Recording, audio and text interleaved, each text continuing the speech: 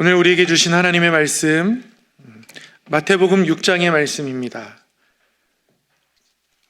신약성경 마태복음 6장 9절로부터 13절까지의 말씀 함께 보도록 하겠습니다. 마태복음 6장 9절로부터 13절까지의 말씀, 우리 함께 한 목소리로 함께 합독하도록 하겠습니다. 시작. 그러므로 너희는 이렇게 기도하라. 하늘에 계신 우리 아버지여, 이름이 거룩히 여김을 받으시오며 나라가 임하시오며 뜻이 하늘에서 이루어진 것 같이 땅에서도 이루어지이다. 오늘 우리에게 일용할 양식을 주시옵고 우리가 우리에게 죄 지은 자를 사하여 준 것 같이 우리 죄를 사하여 주시옵고 우리를 시험에 들게 하지 마시옵고 다만 악에서 구하시옵소서. 나라와 권세와 영광이 아버지께 영원히 있사옵나이다. 아멘. 오늘도 하나님 말씀 앞에 나오신 우리 성도님들을 환영하고 축복합니다. 우리 서로를 향해서 한번 이렇게 권면하겠습니다. 말씀은 하나님의 호흡입니다.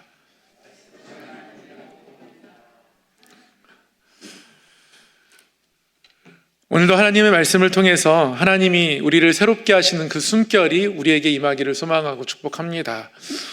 교회가 조금 이렇게 산만합니다. 잠옷실 확장 공사를 진행하고 있고요. 공사를 진행하면서 찬양대실 바닥 공사도 같이 좀 진행을 하게 되었습니다. 연말에 그렇게 결정을 이제 당회를 통해서 했고요. 잠옷실 같은 경우는 저희가 1월, 2월이 되면 거의 한 3쌍, 4쌍의 이제 부부가 잠옷실에서 예배를 드려야 되는데요. 수유할 공간도 따로 분리되어 있지 않고 기저귀를 갈기도 어렵고 그래서 예배 드릴 수 있는 최소한이 이렇게 갑자기 몰려서 출산하게 될 줄 누가 알았겠습니까? 그전에는 그래도 잠옷실이 아늑하고 괜찮았었거든요. 그래서 하나님께서 더 많은 젊은 부부들을 보내주실 것이라는 사인으로 제가 이해하고 또 장로님들이 다 흔쾌히 그렇게 하자고 말씀해 주셔서 잠옷실을 조금 더 크게 이제 확장하고 안에 수유할 수 있는 또 기저귀 가릴 수 있는 공간을 따로 분리해서 이렇게 공사를 진행하는 가운데 있고요. 찬양대 연습실 같은 경우도 바닥이 이제 다 판넬이 휘어져 가지고 사용할 수 없는 지경이고 근데 너무 많이 휘어져서 출렁출렁거려서 찬양대 연습실 안에서 좀 어르신들은 보행이 어렵다 이런 말씀도 많이 하셨다 합니다. 그래서 찬양대실 바닥 공사까지 하는 김에 같이 이제 진행하기로 해서 공사가 진행 중에 있습니다. 공사가 잘 진행될 수 있도록 또 아무 사고 없이 진행될 수 있도록 우리 성도님들 기도해 주시기를 부탁드립니다. 함께 말씀을 나누도록 하겠습니다. 말씀을 나누기 앞서 다시 한번 읊어보도록 하겠습니다. 말씀에 비추어 예수님을 닮아가는 사람이 됩시다. 네. 오늘 주기도문 6번째 시간입니다. 저희가 예수님께서 우리에게 가르쳐 주신 소중한 기도, 주기도문 함께 나누고 있는데요. 주기도문의 내용은 하나님을 부르는 말, 그리고 6개의 간구, 그리고 찬송, 송영으로 이렇게 이루어져 있다. 저희가 공부를 했었습니다. 하나님을 부르는 하늘에 계신 우리 아버지라는 이 말 속에는 하나님이 하늘에 계신다.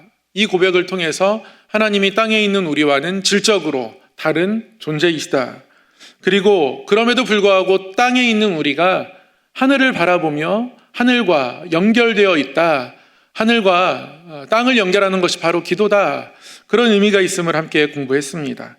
그리고 우리 아버지라는 말 속에는 하나님이 우리의 창조주 되시고 우리에게 함께 하신다. 내 백성이다. 내 자녀다. 언약을 베풀어 주셨고 그리고 그 언약을 받은 우리가 상속자로 이 땅을 살아가고 있음을 고백하는 의미가 담겨 있다. 함께 공부했었고요. 더불어서 우리 아버지, 내 아버지라고 부르셨던 예수님께서 하나님과 예수님과의 그 관계 속으로 우리를 함께 참여시키셔서 아들은 아버지의 뜻을 아는 자인데 우리 또한 그 관계 속으로 우리를 불러주셔서 우리 또한 하나님을 아는 존재, 하나님의 뜻을 우리가 깨달을 수 있는 존재다라는 것, 그런 의미가 있음을 함께 공부했었고요. 아버지의 이름이 거룩히 여김을 받으시오며 하나님의 이름은 하나님 존재를 의미하는 것인데 거룩히 여김을 받으신다라는 건 그 이름이 경외함의 대상이 되어진다라는 의미가 있고요. 또한 그 이름을 영광스럽게 한다라는 의미가 있음을 함께 나누었습니다. 특별히 예수님은 아버지의 이름을 영광스럽게 하신다며 십자가로 나아가셨습니다. 그래서 우리가 결국 하나님의 이름을 영광스럽게 한다라는 건 우리가 십자가의 길을 예수님 따라간다라는 의미가 있고, 그런 사명의 결단이 담겨 있는 고백과 기도가 바로 아버지의 이름이 거룩히 여김을 받으시오며 라고 말씀을 드렸습니다. 아버지의 나라가 오게 하시며, 하나님의 나라는 결국 하나님의 통치를 의미하는 것인데, 예수님과 함께 그 나라가 이미 시작되었습니다. 때가 찼다. 하나님의 나라가 가까이 왔다. 이 가까이 왔다라는 건 도착하기까지 얼마 남았다는 뜻이 아니라 원문으로 보면 도착했다라는 의미이기 때문에 예수님과 함께 하나님의 나라가 이미 시작되었습니다. 우리는 은혜로 그 나라에 참여하게 되었죠. 그러나 아직 그 나라가 완성되어지지는 않았습니다. 이미 시작된 나라이지만 또 예수님 오실 때까지 우리는 그의 사명을 감당하며 그의 나라를 이루어가야 하는 것이죠.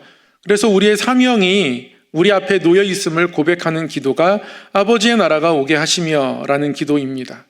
그리고 아버지의 뜻이 하늘에서와 같이 땅에서도 이루어지도록 구하는 이 기도는 하나님의 뜻, 우리 삶 속에 여러 가지 하나님의 뜻이 세부적으로 있겠지만 기본적으로 이 땅을 향해 갖고 있는 하나님의 거대한 뜻 두 가지를 말씀드렸습니다. 하나는 영혼을 구원하는 것. 예수님이 말씀하셨습니다. 내게 주신 자 중에 하나라도 잃어버리지 않는 것이 내 아버지의 뜻이다. 예수님이 그렇게 말씀하셨습니다. 그리고 또한 성도의 거룩한, 이것이 바로 하나님의 뜻임을 말씀을 통해 우리는 배웠습니다. 그리고 이 기도를 하는 성도의 중심은 겟세마네에서의 예수님의 기도, 아버지의 원대로, 아버지의 뜻대로 하시옵소서, 이 순종의 태도가 기도자에게 있어야 함을 함께 말씀을 공부했습니다. 오늘 우리에게 일용할 양식을 달라는 이 기도, 지난주에 함께 공부했는데요. 이 일용할 양식, 떡이라고도 번역할 수 있습니다. 이것은 삶에 필요한 양식을 의미하기도 하고, 특별히 예수님의 몸으로 상징되는 하늘로부터 내려온 떡, 그 떡을 나누는 성만찬을 의미하기도 합니다. 초대교회는 모두 함께 늘 성만찬을 나누었습니다. 그리고 가난한 사람들이 어떠한 삶의 여건에 있든지 간에 그들을 서로 도우며 한 식탁에 둘러앉게 했습니다.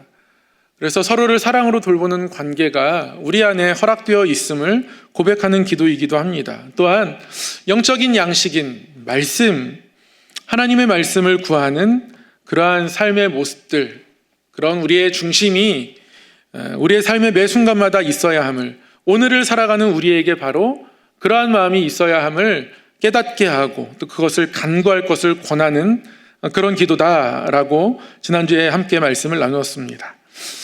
이어서 오늘은 주기도문에 나타난 5번째 간구입니다. 우리의 죄를 사하여 주시옵소서라는 용서를 구하는 기도입니다. 예수님은 기도를 가르쳐 주시면서 용서를 구하도록 하셨습니다. 예수님은 하나님의 용서를 위해서 이 땅에 오셨습니다.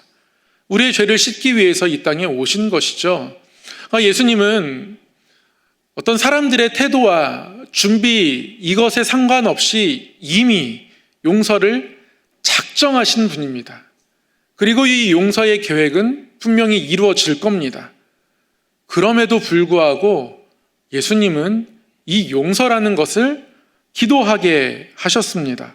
특별히 용서를 기도할 때요, 이렇게 기도하라고 하셨습니다. 우리가 우리에게 죄 지은 자를 용서하여 준 것처럼 우리를 용서해 주시옵소서. 이렇게 기도하도록 가르쳐 주셨습니다. 언뜻 생각하면 하나님이 우리에게 용서를 해주셨으니 그 용서로 서로를 용서하게 해달라고 기도해야 할 것 같습니다.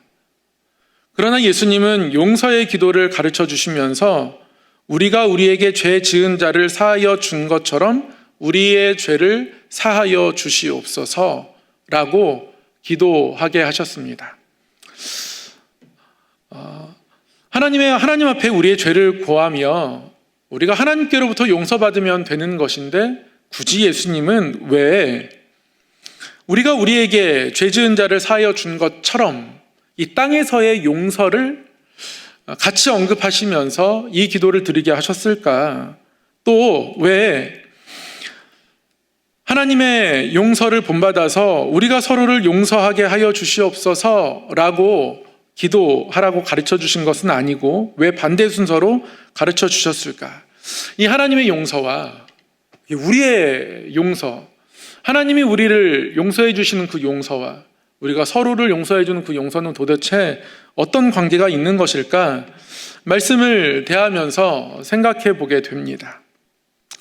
예수님이 왜 이렇게 용서에 관한 기도를 이런 모습으로 우리에게 가르쳐 주셨을까? 사실 가장 1차적인 의미는 구원의 그 은혜를 우리의 삶으로 고백하길 원하시는 겁니다. 예수님께서 이 기도를 이러한 방법으로 우리에게 가르쳐 주신 첫 번째 이유는 유대인들과는 뭔가 다른 구별된 기도를 하기 원하셨기 때문에 그렇습니다. 유대인들은 하나님께 우리가 용서받고 결국 천국 갈 수 있는 이유가 율법을 잘 지키는 것 때문이라고 생각했습니다. 그러니까 유대인들은 율법의 공로로 구원받는 거예요. 그러다 보니 율법을 지키는 것이 중요합니다. 율법을 지키는 것이 너무 중요해서 삶이 어떤 방향으로 행해지냐면 내가 율법 잘 지키는 것은 자랑하고 다른 사람이 율법을 잘 지키지 않는 것은 정죄하고 이런 방향으로 나아가는 거예요. 그래서 삶의 방향이 정죄 쪽으로 나아갑니다. 또는 자기 자랑 쪽으로 나아가는 겁니다. 그러나 그리스도인들은 그렇지 않습니다. 그리스도인들은 은혜로 구원받았어요. 아무 공로 없이 전적인 하나님의 사랑 때문에 구원받았습니다. 아무 조건을 하나님께서 걸지 않으셨습니다. 예수님을 믿는 믿음 하나 가지고 구원해 주시겠다는 거예요. 그렇게 용서받았습니다. 아무 조건 없이 용서받아서요, 자랑할 게 없습니다. 그리고 자랑할 게 없으니 정죄할 수도 없는 겁니다. 이것이 우리에게 주어진 구원입니다. 그러나 유대인들은 아까도 말씀드렸지만 율법의 공로로 구원받았다고 생각했기 때문에 늘 자기 자랑하고 누군가를 정죄하는 거예요. 그런 잘못된 기도가 누가복음 18장에 나오지 않습니까? 누가복음 18장 11절, 12절 말씀을 보면 유대인들의 잘못된 기도를 예수님께서 아주 정확하게 지적하십니다. 바리새인들이 이렇게 기도했다 합니다. 바리새인은 서서 따로 기도하여 이르되 하나님이여, 나는 다른 사람들 곧 토색, 불의, 간음을 하는 자들과 같이 아니하고 이 세리와도 같이 아니함을 감사하나이다. 나는 일해에 2번씩 금식하고 또 소득의 11조를 드리나이다 하고. 이들의 기도가 자기 자랑입니다. 그리고 자기 자랑을 할 수 있는 이유는 내가 이렇게 했기 때문에 하나님께로부터 구원받는다, 이렇게 생각하고 있기 때문에 그렇습니다. 구원의 이유가 자기에게 있으니 자랑할 수밖에 없게 되는 겁니다. 그리고 이 자랑은 정죄로 이어지죠. 하나님, 나는 이 세리와 같지 않음이 감사합니다. 하나님, 나는 저 불의한 자들과 같지 않음을 감사합니다. 하나님, 나는 저 간음하는 자들과 같지 않음이 감사합니다.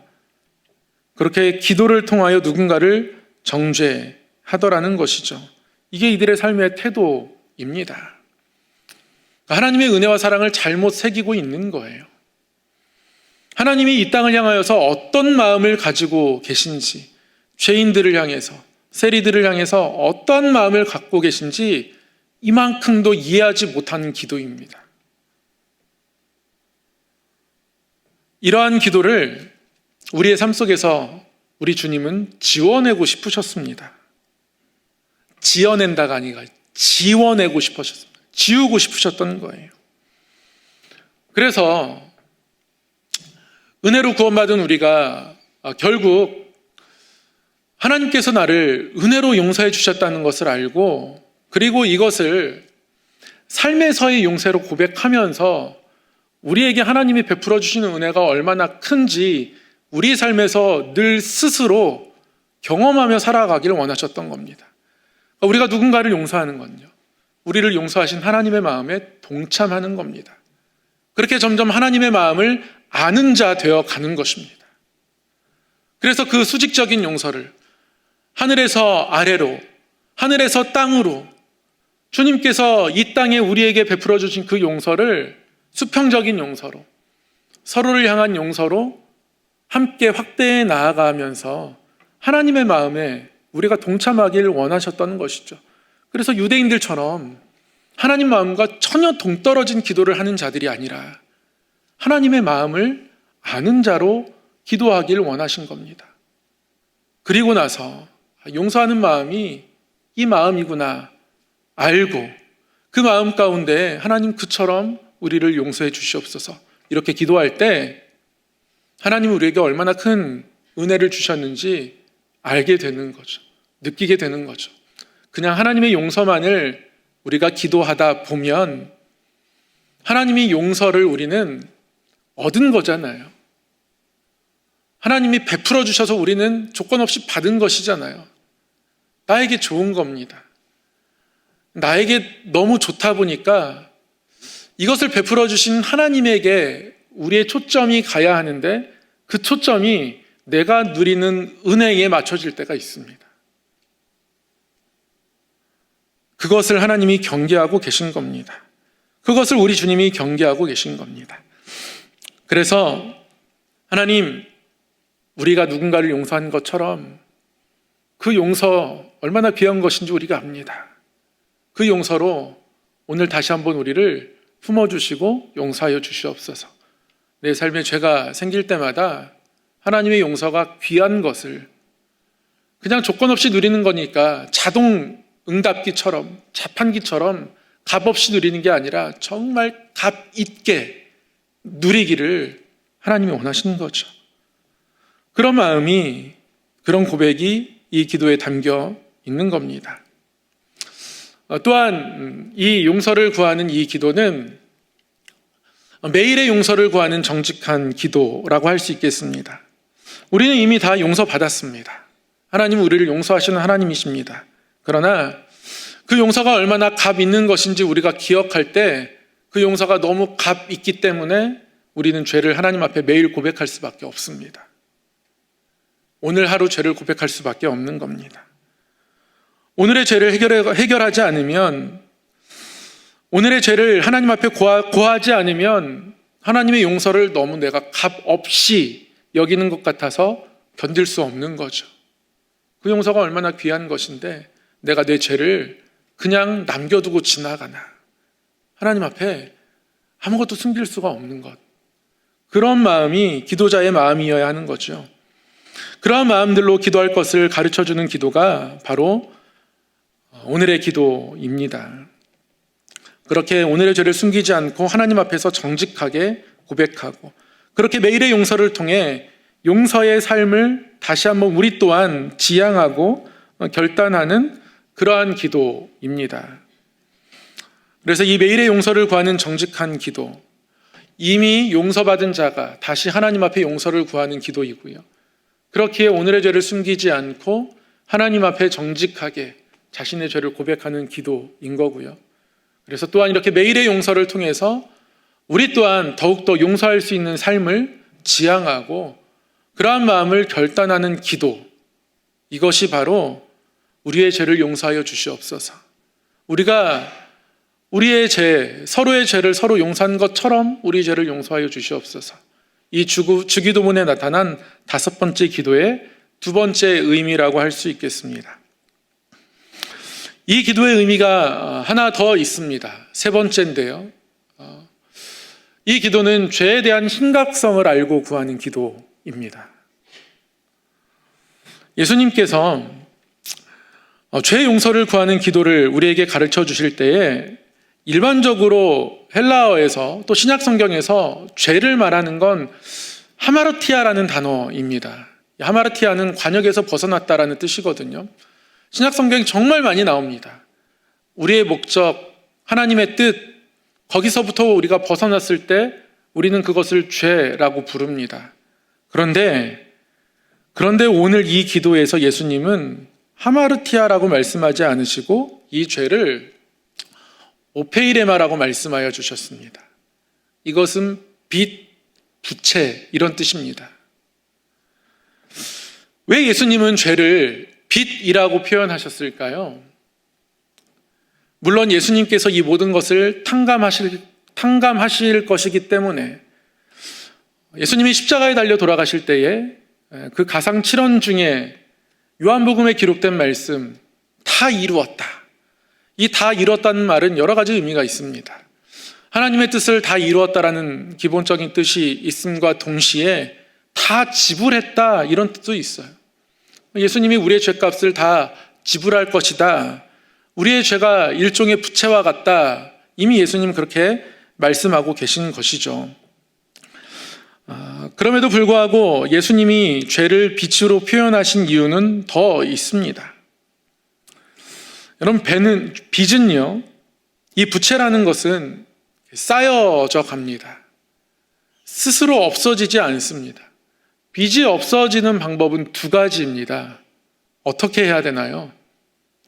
기본적으로 갚아야 합니다. 갚으면 없어집니다. 근데 갚을 수 없을 때 이 빚이 없어질 수 있는 또 하나의 길이 있습니다. 바로 채권자, 빌려주신 그분께서 안 갚아도 돼. 이렇게 하면 빚이 없어집니다. 저도 종종 제 자녀들에게 돈을 빌려줍니다. 그리고 여러 번 탕감해 주었습니다. 탕감해 주어서 그들은 갚지 않아도 되게 돼요. 큰 은혜죠. 빚은 이렇게 두 가지 방법으로 없어질 수 있습니다. 그런데 우리가 이 죄를 갚아서 없앤다는 것은 불가능합니다. 상식적으로 생각해봐도 불가능하다는 것을 쉽게 알 수 있습니다. 물론 세상에서 살아가다 보면 내가 누군가에게 손해를 끼치게 됩니다. 그러면 그 손해를 배상하게 하죠. 손해를 배상함으로써 손해를 끼친 빚을 일종의 빚을 탕감해 주는 겁니다. 그렇게 빚을 갚을 수 있는데요. 법적인 어떤 죄에 대해서는 그렇게 빚을 갚을 수 있습니다. 손해를 배상함을 통해서. 그런데 이게 몇몇 경우에, 특히 작은 경우에는 괜찮지만 죄가 커져가면 커져갈수록 이게 어려워집니다. 대부분의 어떤 사건, 사고 또는 범죄 뉴스가 안타깝지만 특별히 어린 생명들이 학교 앞에서 음주운전이나 이런 걸 통해서 사고 난 이야기를 들으면 참 마음이 아프고 안타깝습니다. 어떤 사고를 통해서 학교 앞에서 자녀를 잃었습니다. 간신히 살았어도 장애를 안고 평생 살아가야 합니다. 금전적으로 법원이 명한 만큼 배상한다고 해서 이게 다 갚아질 수 있을까요? 안 갚아지는 것 아닙니까? 부모 입장에선 평생 가슴 아프지 않겠습니까? 어떤 거로도 갚아지지 않는 거예요. 이 빚이 남아 있습니다. 이 빚이 없어질 수 있는 건 진정 어린 사과, 그리고 사죄, 여러 가지 과정을 통해서 주위의 위로 또는 하나님의 강권하심 등을 통해서 아픔을 겪은 당사자가 용서할 때 그때야 비로소 없어지는 겁니다. 결국 이 빚이라는 건 죄를 짓는 우리 스스로 갚을 수 없는 겁니다. 갚을 수 없으니 늘 쌓여져 있는 겁니다. 죄는 그런 겁니다. 우리가 한번 죄를 짓고 나면 우리 스스로 그것을 해결할 수가 없는 거예요. 음주운전을 통해서 학교 앞에서 사고를 낸 것만큼이나 심각하게 여겨야 한다는 말씀입니다. 그게 죄의 무거움입니다. 스스로 없어지지 않습니다. 쌓여집니다. 그런데 이것을 우리 주님이 탕감하십니다. 예수님이 갚아주시는 거예요. 하나님이 그렇게 죄를 없이 하십니다. 이게 우리의 죄의 특성입니다. 죄인인 우리가 이 땅 가운데 살아가며 누리는 은혜이기도 하죠.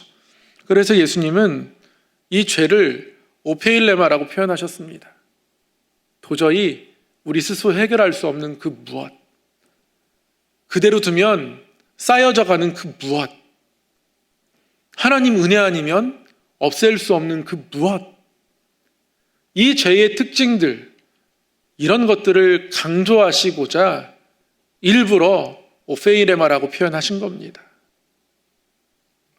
우리가 죄의 용서를 구할 때에 우리가 구하는 죄, 그 용서가 값없이 이루어진다고 해서, 그래서 우리가 이것을 가볍게 여겨서는 안 됩니다. 사춘기 어린아이들은 그럴 수 있습니다. 제 자녀는 걸핏하면 저에게 돈을 꾸려고 합니다. 잘 탕감해 주니까요. 그런 은혜를 제가 베풀 것을 예상하고 기대하니까요. 이미 겪었으니까요. 그러나 우리가 하나님 앞에서 그러한 마음들로 그런 미석순감 가운데 설 수는 없는 겁니다. 값없이 죄를 탕감해 주셨다 할지라도 실은 그것이 무거운 겁니다. 무거운 것을 십자가의 은혜로 탕감해 주신 거예요. 이 죄의 무거움, 심각성이 이 기도 안에 담겨 있는 겁니다. 예수님께서 우리에게 가르쳐 주신 이 기도, 특별히 용서를 구하는 기도, 이 용서를 구하는 기도 안에는 이런 세 가지 의미가 있는 겁니다. 구원의 은혜가 우리의 삶으로 고백되기를 원하시는 하나님의 마음, 뜻이 담겨 있는 것이고요. 그리고 그 하나님 앞에 정직하게 매일매일 용서를 구하며 살아가는 기도자의 모습을 우리에게 원하고 계신 거고요. 그리고 하나님의 은혜 아니면 감당할 수 없는, 우리 스스로는 해결할 수 없는 그만큼이나 무거운 것이 죄라는 것을 우리가 기억하고, 그래서 죄의 자리에 나아가지 않기를 결단하고, 우리가 스스로 무너질 때마다 하나님께 내어놓고 기도하고, 이것이 내 스스로는 해결할 수 없는 것인데,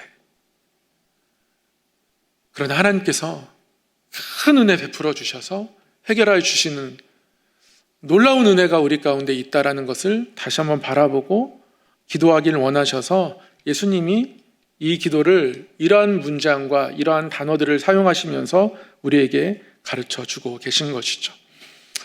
다시 한번 우리의 삶을 살아가면서 우리는 죄인이기 때문에 연약합니다. 쓰러지고 무너집니다. 미숙하고요. 그럼에도 불구하고 하나님이 우리에게 은혜 베풀어 주십니다. 우리는 용서받은 자입니다.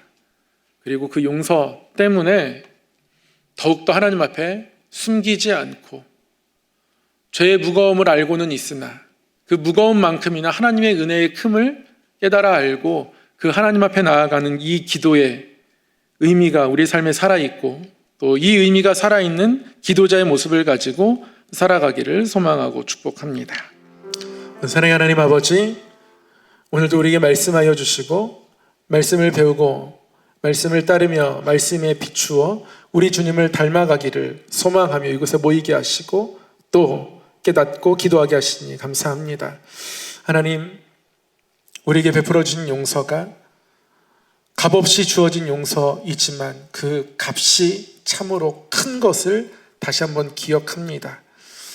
하나님, 그 은혜를 우리의 삶으로 고백하며 그 주님의 모습을 우리의 삶의 한 절이라도 본받아 이 땅을 살아가기를 소망하오니 하나님 아버지의 긍휼과 자비와 사랑으로 우리 안에 채워 주시옵소서.